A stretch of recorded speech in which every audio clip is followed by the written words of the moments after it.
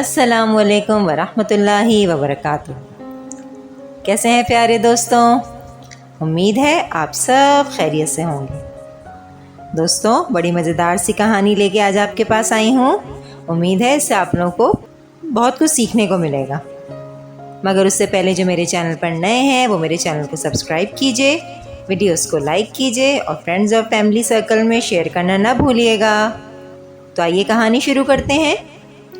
میری آج کی کہانی کا عنوان ہے سعد کی محنت۔ سعد ایک غریب بچہ تھا۔ اسے کرکٹر بننے کا بہت شوق تھا۔ اس کی ماں لوگوں کے گھروں میں کام کرتی اور اپنے گھر والوں کا پیٹ پالتی تھی۔ ان کے پاس اتنے پیسے بھی نہیں تھے کہ وہ بلہ اور گیند خرید کر بیٹے کو دے سکیں۔ وہ ایک ڈنڈے اور ایک پلاسٹک کی بال کے ساتھ کھیل کے مشق کیا کرتا تھا۔ گلی کے بچے بھی اس کو غریب ہونے کی وجہ سے اہمیت نہیں دیتے تھے۔ ایک بار وہ گلی کے بچوں کو للچائی نظروں سے کرکٹ کھیلتے دیکھ رہا تھا کہ ایک لڑکے راشد نے سعد کو بلا کر کھیل میں شامل ہونے کے لیے کہا۔ سعد نے اس قدر شاندار کارکردگی دکھائی کہ سب بچے حیران رہ گئے کہ ایسا بچہ جس کے پاس نہ گیند تھی نہ بلہ تھا اتنا اچھا کھیل سکتا ہے۔ اس روز کے بعد وہ سعد کو روزانہ کھیل میں شریک کرنے لگا۔ ہر کوئی چاہتا تھا کہ سعد اس کی ٹیم میں شامل ہو، لیکن سعد ہمیشہ راشد کے ساتھ ہی شامل ہوتا جس نے اسے پہلی بار موقع دیا تھا۔ راشد کے اسکول میں شہر کے تمام بڑے اسکولوں کی ٹیموں کے درمیان کھیل کے مقابلے ہو رہے تھے۔ راشد نے اپنے پرنسپل کو قائل کر کے جیت کا یقین دلا کر سعد کو ٹیم میں شامل کروا لیا۔ سعد کو ٹیم میں شامل کرنے سے ان کے اسکول کی ٹیم فائنل میں پہنچ گئی۔ تمام مقابلوں میں سعد نے شاندار کارکردگی دکھائی۔ مقابلے میں بھی سعد کی صلاحیت نے ٹیم کو کامیابی سے ہمکنار کرایا، جس سے سعد کی شہرت میں مزید اضافہ ہو گیا۔ ٹیلی ویژن نے بھی اس کے کھیل کو اجاگر کیا۔